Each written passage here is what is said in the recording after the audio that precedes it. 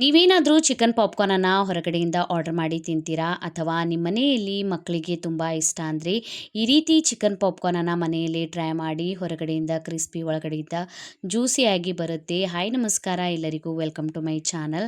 ಮಾಡೋದಕ್ಕೆ ಮೊದಲು peri peri ಮಸಾಲಾನ ready ಮಾಡ್ಕೊಳ್ಳಿ. ಹೊರಗಡೆಯಿಂದ ಕೂಡ ಈ ಮಸಾಲೆನ ತರಬಹುದು.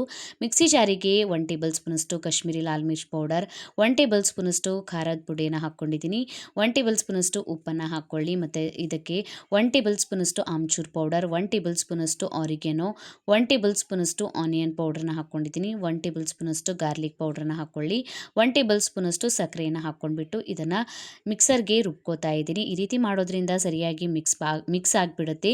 ನೀವು ಬೇಕಾದರೆ ಬೌಲಿಗೆ ಎಲ್ಲ ಮಸಾಲೆನ ಹಾಕಿ ಪುಡಿ ಮಾಡ್ಕೊಂಡಿರುವಂಥ ಸಕ್ಕರೆನ ಹಾಕಿ ಕೂಡ ಮಿಕ್ಸ್ ಮಾಡ್ಕೊಳ್ಬೋದು. ಇದನ್ನು ವೆಜ್ ನಾನ್ ವೆಜ್ ಎರಡಕ್ಕೂ ಬಳಸ್ಕೊಳ್ಬೋದು.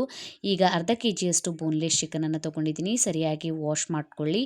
ಬೋನ್ಲೆಸ್ ಚಿಕನನ್ನು ಈ ರೀತಿ ಸಣ್ಣ ಸಣ್ಣ ಪೀಸಸಲ್ಲಿ ಕಟ್ ಮಾಡ್ಕೊಳ್ಳಿ. ರುಚಿಗೆ ತಕ್ಕಷ್ಟು ಉಪ್ಪನ್ನು ಸೇರಿಸ್ಕೊಂಡ್ಬಿಟ್ಟು 1 ಟೇಬಲ್ ಸ್ಪೂನಷ್ಟು ಶುಂಠಿ ಬೆಳ್ಳುಳ್ಳಿ ಪೇಸ್ಟನ್ನು ಹಾಕ್ಕೊಂಡಿದ್ದೀನಿ.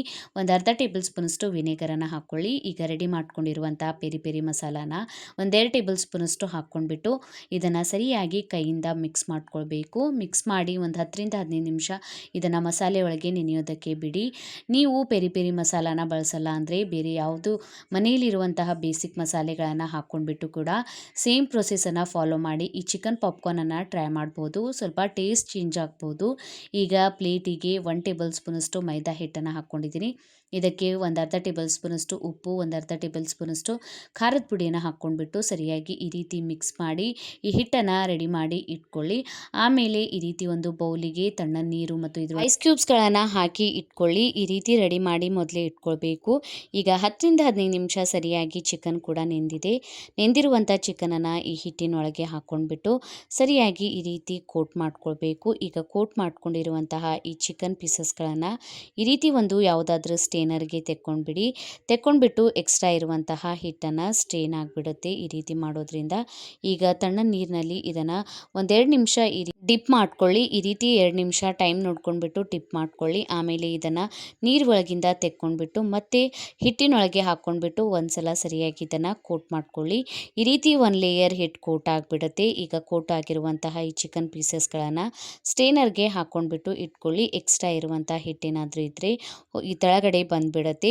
ಇದೇ ರೀತಿ ಎಲ್ಲ ಚಿಕನನ್ನು ರೆಡಿ ಮಾಡಿ ಇಟ್ಕೊಂಡಿದ್ದೀನಿ. ಈ ಚಿಕನ್ ಪೀಸಸ್ಗಳನ್ನು ನೀವು ಫ್ರೀಝರಲ್ಲಿ 3 ದಿನ ತನಕ ಇಟ್ಕೊಳ್ಬೋದು. ಬೇಕಾದಾಗ ಎಣ್ಣೆಯಲ್ಲಿ ಹಾಕಿ ಫ್ರೈ ಮಾಡಿ ತಿನ್ಕೊಳ್ಬೋದು. ಈಗ ಎಣ್ಣೆಯನ್ನು ಕೂಡ ಬಿಸಿ ಮಾಡೋದಕ್ಕೆ ಇಟ್ಟಿದ್ದೀನಿ. ಎಣ್ಣೆ ಬಿಸಿ ಆಗಿದ ಮೇಲೆ ಮೀಡಿಯಮ್ ಫ್ಲೇಮ್ನಲ್ಲಿ ಒಂದೊಂದಾಗಿ ಚಿಕನನ್ನು ನಿಧಾನವಾಗಿ ಹಾಕ್ಕೊಳ್ಳಿ. ಎಷ್ಟು ಹಿಡಿಯುತ್ತೆ ಅಷ್ಟೇ ಚಿಕನ್ ಪೀಸಸನ್ನು ಹಾಕ್ಕೊಳ್ಳಿ. ಒಂದೇ ಸಲ ಎಲ್ಲ ಜಾಸ್ತಿ ಹಾಕ್ಕೊಳ್ಬಾರ್ದು. ಹಾಕ್ಕೊಂಡ್ಬಿಟ್ಟು ಒಂದು ಕಡೆಯಿಂದ ಸೆಟ್ ಆಗಿದ ಮೇಲೆ ಈ ರೀತಿ ಮಿಕ್ಸ್ ಮಾಡ್ಕೋತಾ ಇದನ್ನು ಸರಿಯಾಗಿ ಕ್ರಿಸ್ಪಿ ಮತ್ತು ಗೋಲ್ಡನ್ ಬ್ರೌನ್ ಕಲರ್ ಬರೋವರೆಗೂ ಫ್ರೈ ಮಾಡ್ಕೊಳ್ಳಿ. ಇದನ್ನು ನೀವು ಹಾಗೆ ಕೂಡ ತಿನ್ಕೊಳ್ಬೋದು. ಇಲ್ಲ ಅಂದರೆ ನಾವು ರೆಡಿ ಮಾಡ್ಕೊಂಡಿರ್ತೀವಲ್ಲ ಪೆರಿ ಪೆರಿ ಮಸಾಲ, ಅದನ್ನು ಇದ್ರ ಮೇಲೆ ಸ್ವಲ್ಪ ಹಾಕ್ಕೊಂಡ್ಬಿಟ್ಟು ತಿನ್ಕೊಂಡ್ರೆ ತುಂಬಾ ಟೇಸ್ಟಿಯಾಗಿರುತ್ತೆ. ಸ್ವಲ್ಪ ಬಿಸಿ ಇದ್ದಾಗಲೇ ಮಸಾಲೆನ ಹಾಕಿ ಸರಿಯಾಗಿ ಈ ರೀತಿ ಮಿಕ್ಸ್ ಮಾಡ್ಕೊಳ್ಳಿ. ಕೋಟ್ ಆಗಿಬಿಡುತ್ತೆ ಸರಿಯಾಗಿ. ಟೇಸ್ಟಿಯಾದಂತಹ ಈ ಚಿಕನ್ ಪಾಪ್ಕಾರ್ನನ್ನು ಕೆಚಪ್ ಜೊತೆ ತಿನ್ಕೊಳ್ಳಿ. ಟೇಸ್ಟಿಯಾಗಿರುತ್ತೆ. ಟ್ರೈ ಮಾಡಿ ನೋಡಿ, ಕಮೆಂಟ್ ಒಳಗೆ ತಿಳಿಸಿ ವಿಡಿಯೋ ಹೇಗೆ ಅನ್ನಿಸ್ತಂತ. ವಿಡಿಯೋ ಇಷ್ಟ ಆಗಿದ್ದರೆ ವಿಡಿಯೋಗೊಂದು ಲೈಕ್ ಮಾಡಿ, ಫ್ಯಾಮಿಲಿ ಮತ್ತು ಫ್ರೆಂಡ್ಸ್ ಜೊತೆ ಶೇರ್ ಮಾಡ್ಕೊಳ್ಳಿ. ಇದೇ ರೀತಿಯ ವೀಡಿಯೋಸನ್ನು ನೋಡೋದಕ್ಕೆ ಚಾನಲನ್ನು ಸಬ್ಸ್ಕ್ರೈಬ್ ಮಾಡ್ಕೊಳ್ಳಿ. ಬೆಲ್ ಐಕನನ್ನು ಪ್ರೆಸ್ ಮಾಡ್ಕೊಳ್ಳಿ. ಇನ್ಸ್ಟಾಗ್ರಾಮ್ ಮತ್ತು ಫೇಸ್ಬುಕ್ ಪೇಜಿಗೂ ಫಾಲೋ ಮಾಡ್ಕೊಳ್ಳಿ. ಲಿಂಕನ್ನು ನಾನು ನನ್ನ ಡಿಸ್ಕ್ರಿಪ್ಷನ್ ಬಾಕ್ಸ್ನಲ್ಲಿ ಕೊಟ್ಟಿರ್ತೀನಿ. Thank you for watching.